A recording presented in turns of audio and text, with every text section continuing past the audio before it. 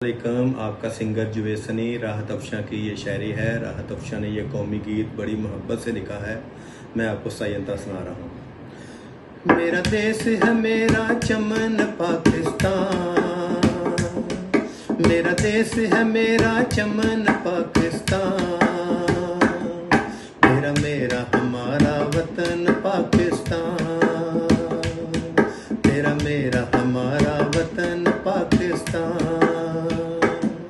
मेरा देश है मेरा चमन पाकिस्तान, तेरा मेरा हमारा वतन पाकिस्तान।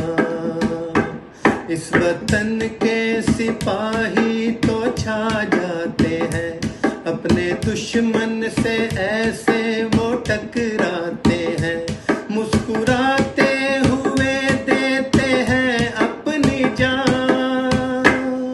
तेरा मेरा हमारा वतन पाकिस्तान, तेरा मेरा हमारा वतन पाकिस्तान, तेरा मेरा हमारा वतन पाकिस्तान।